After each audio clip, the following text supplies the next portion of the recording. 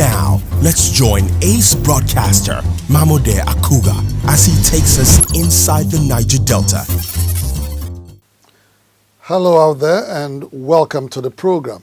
It's Inside the Niger Delta, the authentic voice of Nigeria's oil-rich region. I'm your regular host, Mamode Akuga.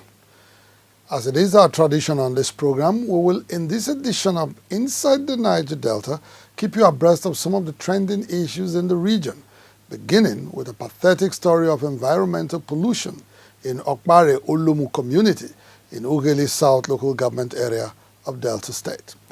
Next on our lineup is a comprehensive report on the response of the Bayelsa State Govt to decades of environmental degradation by oil companies operating in the state. And back to Delta State, we'll bring you an update on the general outcry trailing the dilapidated state of government schools, which became public knowledge after Little Miss Success Adego was sent home from Okutiebo Primary School in Saple local government area for failing to pay examination levy.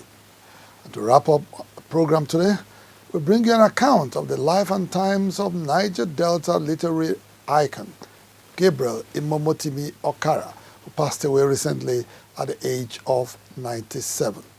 Inside the Niger Delta, we'll be back in just a moment. Don't go away. Niger Delta Development Commission, NDDC, determined to make a difference. Welcome back. It's Inside the Niger Delta, the authentic voice of Nigeria's oil-rich region. Oil spillages in Nigeria's Niger Delta region is becoming commonplace as more and more communities are beginning to report regular occurrences of the phenomenon, which spreads the deadly pollutant to farmlands and rivers. The oil spillages, which are usually from oil pipelines or installations, are due to several factors, including equipment failure from very old and unserviced rusty pipelines and pipeline vandalism by oil thieves for outright sale of the crude oil or for illegal refining into petroleum products, otherwise known as fire. Even when spills occur, the federal government has two agencies that can handle such spills. They are the National Oil Spill Detection and Response Agency, NOSDRA, and the National Environmental Standards and Regulations Enforcement Agency, NESRIA, in conjunction with the Federal Ministry of Environment. In spite of all these, when spillages occur in some areas, it is left unattended to for weeks, arguably because the spill may have been caused by pipeline vandalism. Over the weekend, Inside the Niger Delta crew was on a tour while investigating a report in Delta State when we stumbled on an oil spill which occurred since February this year and nothing has been done to contain or clean it up. We sighted the spill from on top of the Okpare Olomu bridge in Ughelli South local government area of Delta State. We are yet to do a full journalistic investigation into the spill, but we could not wait to do that before bringing it to the attention of everyone with the hope that relevant agencies or organizations can quickly attend to it.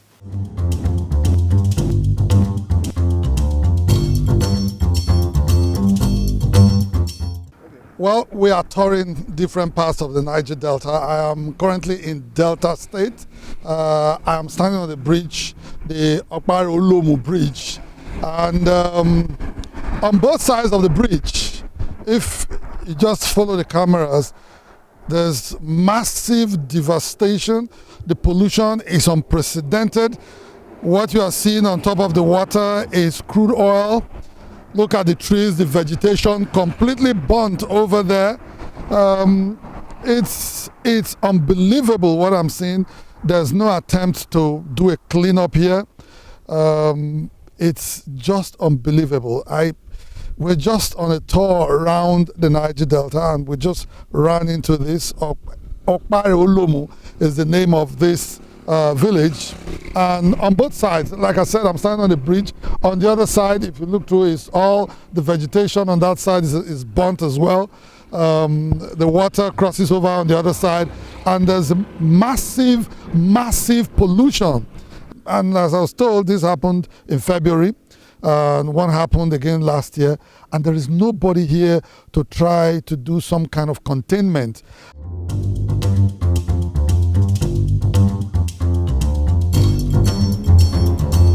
Tell me about how this thing, say, when it starts to the flow and start to the burn, how they be? If you don't fool, I don't know what other people they do, but if the oil don't gather the water many way, fire go come. The fire go they burn 1 week, 2 weeks. If they burn for you, nobody they care. Whether the people are there, they at risk. Nobody they care about their lives. If the thing go burn, everybody go just take care from this area. The only go burn, quench. Share people that they call that they see them, they know they do anything. They gas plant here for Jeremy, they near us. They just they come with soldiers. They know they do anything. They drive people, many but not near and not near. And so the thing just they burn every time. If they burn, they take days before they quench. And they know they do anything. What of the government of either federal government from Abuja or even the government for Asaba self? They come here when all this is up. Like the one of this year, when the airport they burn, they do campaign. Most of them they pass here, but they still say all these things. They just stay quiet. Well, I don't know whether they no concern. It's sure that they always they pass here because we have Chief Agwayodu, the former senator. Is from here also, he's aware of this thing. Talibi Tebiti is from here also, he's aware of this thing. When they fire the burn, they see him, they around. They not able to show any interest. So make this thing just burn like that because they think say, I beg, as another stay, all of them they stay, as another stay, make it day like this to them. So everybody beware from this area if they burn. You never would say when it stops, so if now make they see like this. So very soon if it still come up again, now so just they do every time.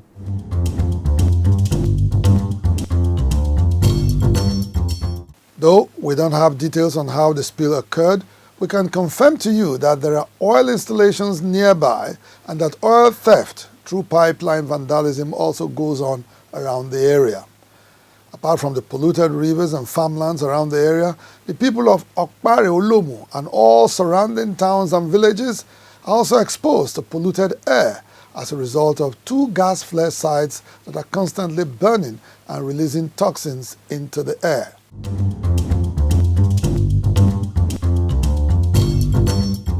God save the people of the Niger Delta.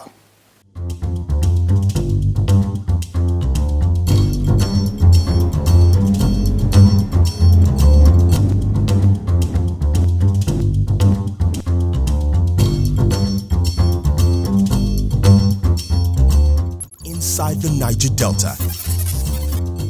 Governor Henry Seriake Dickson recently made good his promise to hold local and international oil majors operating in Bayelsa State accountable for their environmental pollution activities in all affected communities with the inauguration of an International Commission of Inquiry on Environmental Degradation in Bayelsa State.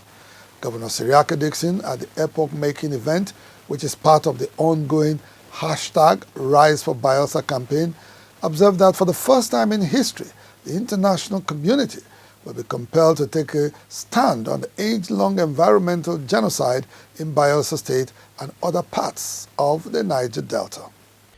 The International Commission of Inquiry into the degraded state of crude oil impacted communities in Bayelsa State has as its chairman the Archbishop of York, Dr. John Tuka Sentamu.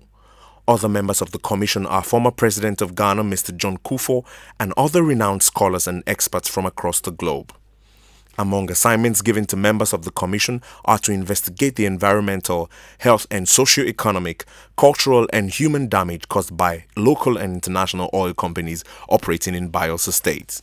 They are also expected to undertake a comparative analysis and assess the sustainability and effectiveness of existing mechanisms for oil exploration activities in Bayelsa State to determine whether they conform with international best practices.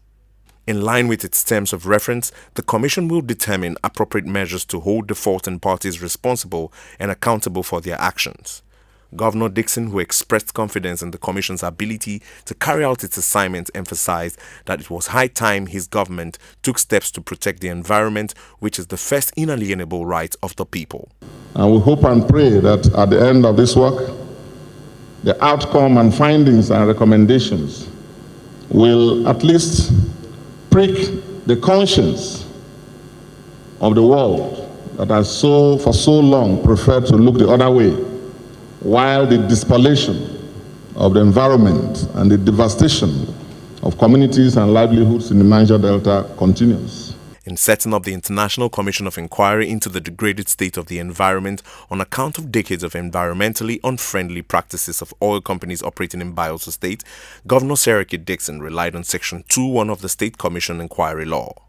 He enjoined all companies and impacted communities to cooperate with the Commission in the cause of carrying out its assignment. I would like on this note also to call for cooperation by all operating companies, be they local or international.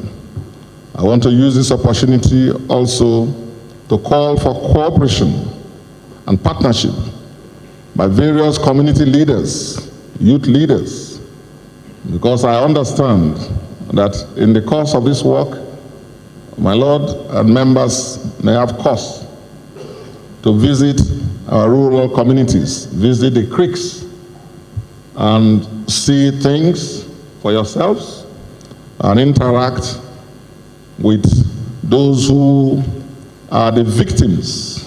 Chairman of the Commission, Dr. Sentamu, pledged the commitment of his team to overcome all hurdles that may arise in the course of their investigation. There is an East African saying, maybe it is also true in Nigeria, but I don't know, that when a tiny little toe is hurting, the body bends down to attend that little toe.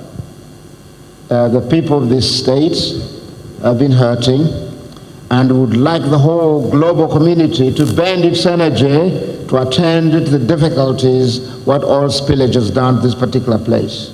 So we're not just wanting to say, well, the Commission will do this bit, but we're calling on the whole international community not to look away. The constitution of an International Commission of Inquiry to investigate cases of environmental despoliation in Bayelsa State is for most Bayelsans a laudable step taken by Governor Dickson to enthrone environmental justice in the cradle of crude oil exploration and exploitation in Nigeria. The caliber of persons that are in the commission are people with a wealth of experience and are reliable, are people who have a history of results. The Commission of Inquiry immediately swung into action shortly after its inauguration with a visit to some oil-impacted communities in Bayelsa State. It has 9 months to develop a new legal framework that ensures accountability in the operations of oil companies and provide an action plan for adequate compensation of impacted communities and individuals. The outcome of the Commission's investigation is also expected to come up with modalities on how to clean up polluted sites and restore the despoiled environment back to its full productive health. Everything are dying. The whole fish has gone. From that very good health, we are now sickly. Oil is not supposed to be on the surface. Oil is supposed to be inside the pipe.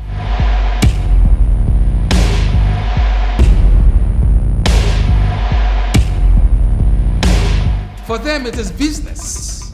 But for us, it is our livelihood, our lives, our children, and our future.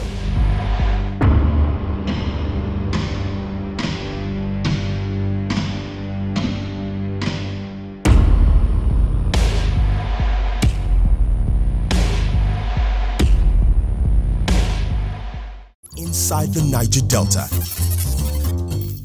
It may interest you to know that the Commission of Inquiry set up by Governor Dickson to investigate the cases of environmental degradation that have put the lives of Bayelsans at risk over the decades comprises leading international scholars, diplomats, and experts from all walks of life.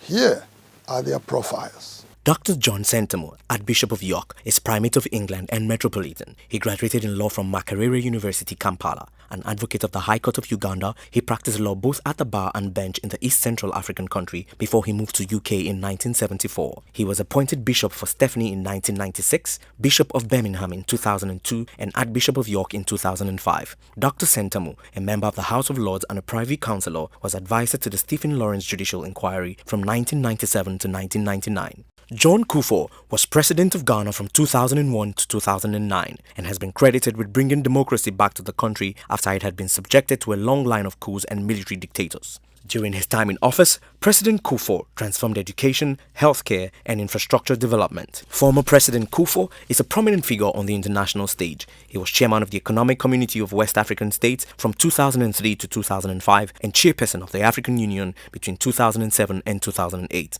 Baroness Valerie Amos of Brunsbury was appointed a Labour Life Peer in 1997 and was the first black woman to serve as a minister in the British Cabinet and in the House of Lords. She has consistently sustained an interest in development and human rights issues. Baroness Amos was an advisor to the Mandela government on leadership and change management issues. She was chief executive of the Equal Opportunities Commissions between 1989 and 1994. In 2003, she served as Secretary of State for International Development and became leader of the House of Lords and Lord President of the Council between 2003 and 2007. Dr. Anna Zalik is Associate Professor in the Faculty of Environmental Studies at York University, where she teaches in the area of global environmental politics and critical development studies.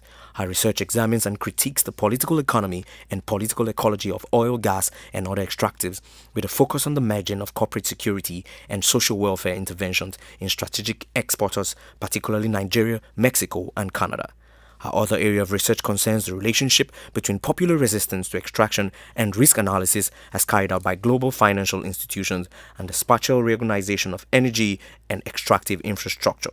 Professor Ngabo Emese obtained a PhD from the Center of Energy, Petroleum and Mineral Law and Policy, University of Dundee, and has degrees from the Nigerian Law School and the University of Wales, Cardiff. She is a former British Council Chevening Scholar and a Ford Foundation Doctoral Fellow. Professor Emese's research focuses on environmental law and policy with a particular interest in regulation and enforcement, environmental justice, corporate social responsibility, and the interface between environmental regulation and international economic law. Professor Roland Holder is a researcher in the areas of development economics and political economics. His interests include economic, political, and social effects of ethnic divisions, natural resources, and foreign aid. Among others, he has studied how natural resource extraction impacts on economic growth, financial development, and governance. Dr. Catherine Nwaji-Akudaho is a British-born Nigerian and independent consultant on conflict, peace, security, and responsible business in Africa. She has over 20 years' experience working as a policy advisor of international development to governments, multilateral institutions, NGOs, and the private sector. Dr. Nwaji-Akudaho was a policy advisor on extractive industries and conflict at Oxfam, where she worked directly with environmental rights organizations to address the environmental, social, and political challenges associated with the oil and gas production in Nigeria. Michael Watts is a professor of geography and director of development studies at the University of California, Berkeley.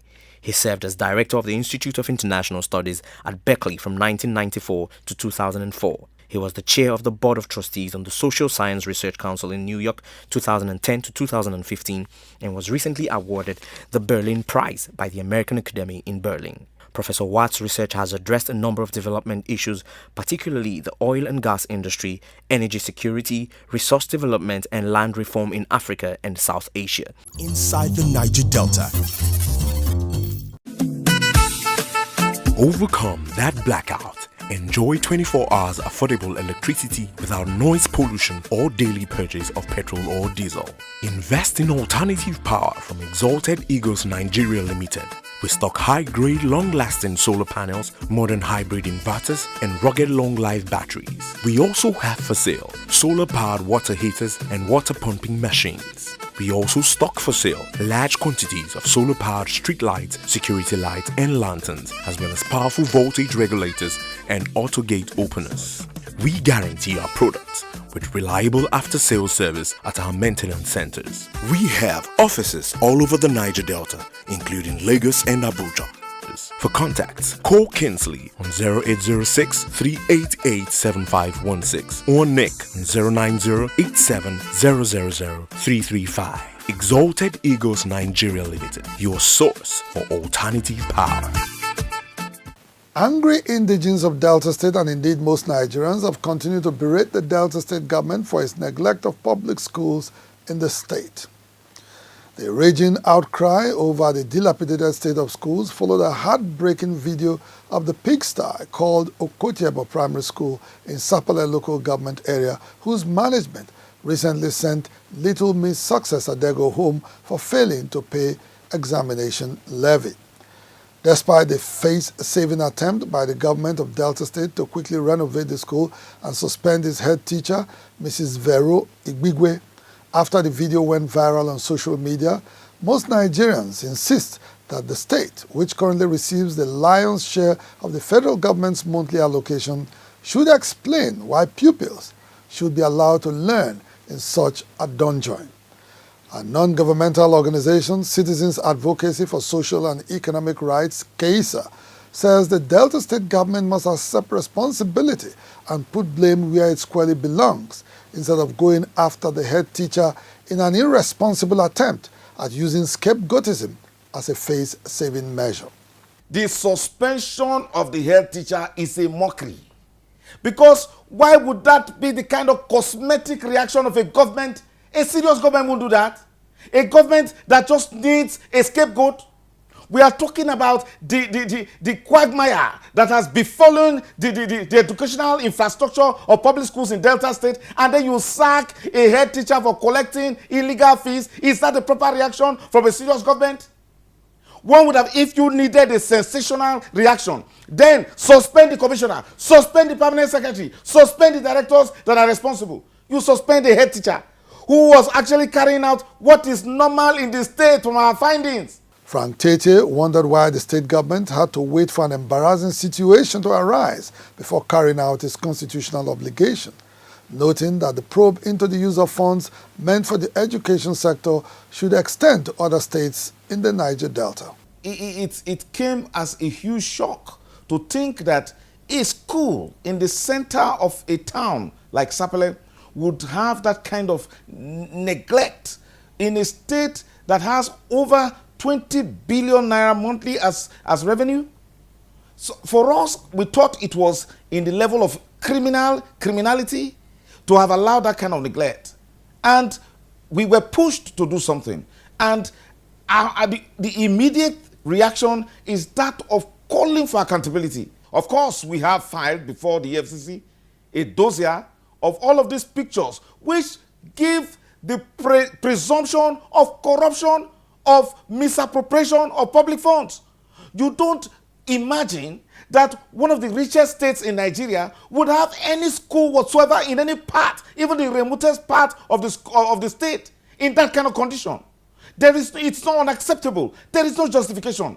That in itself is a presumption that something is wrong somewhere, and those who have the statutory responsibility of finding out what happened to the funds of the Delta State funds that have been appropriated for the maintenance of public schools should actually account for them. So we ask the EFCC to commence immediately investigation of those funds. And all of those persons found culpable should be arrested, prosecuted, and imprisoned. It is not in doubt that limited access to education is to a large extent responsible for the crisis of underdevelopment in the Niger Delta. Indeed, any move to rig the murk in the system is a welcome development. Inside the Niger Delta. The people and government of Bayelsa State, and indeed the rest of the country, are in a state of mourning following the passing away recently of the foremost poet and novelist Gabriel Okara. Since the sad event occurred on the 24th of March this year, tributes have continued to pour in for the late master of letters.